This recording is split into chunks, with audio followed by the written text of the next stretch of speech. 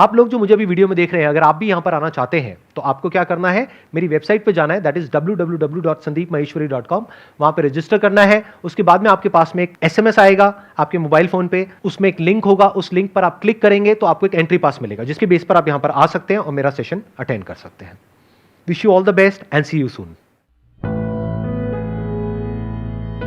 Sir question मेरा एक है कि जैसे ना मोस्टली क्या होता है, एक मेरी एज में आके या एक जैसे 12th के बाद से बच्चों का क्या होता है, किसी का भी घर से जाना पड़ता है हॉस्टल्स में या बाहर या कहीं पे भी XYZ, तो उसमें दो कॉन्फ्लिक्ट आते हैं। अब जॉब के लिए भी जाते हैं सारे के सारे। अब उसमें आते हैं कि अब सपोज़ कि मैं हिसार रहता हूँ, तो अगर मेरे को घर पे रहने के लिए फैमिली के साथ मैं वहाँ भी सर्वाइव कर सकता हूँ, बट मेरे को बेटर अपॉर्चुनिटीज़ कहीं और भी मिल रही हैं तो मैं वहाँ भी जा सकता हूँ। बट उस सिनेरियो में मेरे को घर वालों के साथ थोड़ा सा वो करना पड़ता है कि नहीं, वहाँ पे नहीं रह पाऊँगा। जैसे मेरी सिस्टर मैरिड हैं और मैं हूँ सिर्फ, तो घर वालों का कौन ध्यान रखेगा, और ये काफ़ी सारे सर माइंड में आते हैं। समझ नहीं आता क्या करा जाए। जहाँ का प्रेशर ज़्यादा होता है, सपोज घर वालों ने कोई अच्छा खासा पॉइंट मार दिया, ब्रह्मास्त्र छोड़ दिया कि हाँ ये है वो है, तो वो बंदा वहाँ पे डेड। आग फिर ग्रोथ गई, छोड़ दो उसको। एक है सामने वाले की केयर करना, एक है अटैचमेंट।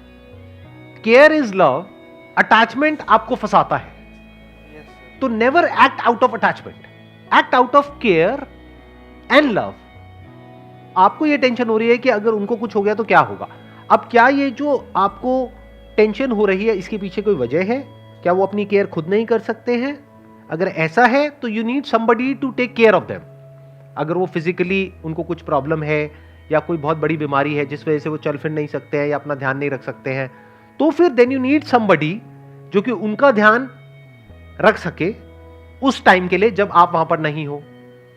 अब आप कहोगे कि उसमें पैसा लगेगा, तो आपको देखना है कि वहां पर जो उस इंसान को हायर करने में पैसा लगेगा, मानो उसको आपने सैलरी दी महीने की 8-10 हजार रुपए, तो क्या आप अपने लिए जो फ्यूचर देख रहे हो वो 8-10 हजार का देख रहे हो?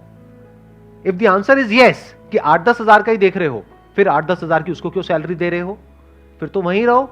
बट अगर अपने लिए फ्यूचर देख रहे हो 50 हजार रुपए महीने का, 1 लाख रुपए महीने का, 5 लाख रुपए महीने का, तो अगर 10 हजार रुपए महीने का देना भी पड़ गया अगले कुछ सालों तक कहीं से अरेंज करके, तो उसमें कोई बुराई नहीं है। वो एक तरह से एक विजन हो गई जिसके बेस पे आप एक इन्वेस्टमेंट कर रहे हो। हम सबकी प्रॉब्लम पता है क्या है यहां पर, कि हम सबको पैसे की वैल्यू तो पता है, टाइम की वैल्यू नहीं पता है। मैं आपसे पूछूंगा आपके टाइम की क्या वैल्यू है, सोच में पड़ जाओगे मेरे टाइम की क्या वैल्यू है। और अगर आपको पता होगा तो आपको पता होगा कि कहां टाइम वेस्ट करना है, कहां नहीं करना है। You can by time, do you know that? और जब आप टाइम वेस्ट कर रहे हो तो टाइम खर्च रहे हो। इसको ऐसे देखो, जैसे पैसा होता है ना, एक होता है पैसा कमाना, एक होता है पैसा खर्चना। तो यू कैन बाय टाइम। कैसे खरीदेंगे वो मैंने अभी आपको बताया कि पेरेंट्स की केयर करने के लिए जो आपसे बेटर उनकी केयर कर सकते हैं। मान लो उनको कोई प्रॉब्लम है तो एक नर्स को हायर कर लिया जो उनकी अच्छे से केयर कर सके। तो आपने क्या किया, अपने लिए टाइम खरीद लिया। कितने में? 10 हजार रुपए महीने में। फ्यूचर में आपको इसके बेस पे क्या रिटर्न आने वाली है? 50 हजार रुपए महीना। तो अगर 4 साल के लिए आपने टाइम खरीदा भी तो वो एक इन्वेस्टमेंट हो गई जिसकी रिटर्न आपको जिंदगी भर आने वाली है। अपने आसपास में देखा है लोगों को सब्जी वाले से लड़ते हुए 5-5 रुपए के पीछे। और अगर आपकी कमाई इतनी है कि 5 रुपए आपके लिए बहुत बड़ा अमाउंट है, तब ठीक है, लड़ो। बट आपका लेवल है महीने का 20,000, 30,000, 50,000, मतलब दिन का कितना हो गया? 1000, और आपने अपना 1 घंटा खराब कर दिया 10 रुपए के पीछे। ये समझदारी है? बेवकूफी है। इस टाइम को अगर कहीं और इन्वेस्ट करते, अपनी स्किल्स को अपग्रेड करने में, कुछ नया सीखने में, तो हो सकता है आपकी कमाई 10 या 15 हजार रुपए महीने से बढ़ जाती। You are getting where I am coming from? आपको आंसर मिला आपके क्वेश्चन का? सर जैसे ये तो टेक्निकल पॉइंट्स हो गए सारे। अगर टेक्निकल पॉइंट में समझाते हैं पेरेंट्स को या किसी को, तो वो तो किसी बात के लिए कन्विंस कर लो जब टेक्निकल बात आ जाती है। बट वो बात टेक्निकल आती ही नहीं है ना, बात इमोशनल पे ही रह के खत्म हो जाती है वो। इसको आप इमोशनल अत्याचार भी बोल सकते हो कि बेटा तुम अगर चले गए तो मेरा क्या होगा, ये क्या होगा, वो क्या होगा। That is coming out of what? Attachment.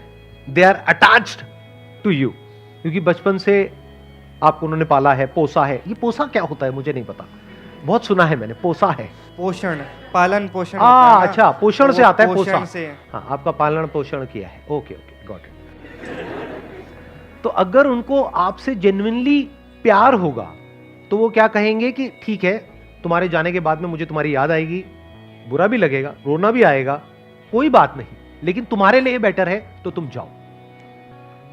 अगर उनकी जो कंसर्न है वो टेक्निकल है तो टेक्निकल का इलाज है, इमोशनल है तो इमोशनल का कोई इलाज नहीं है।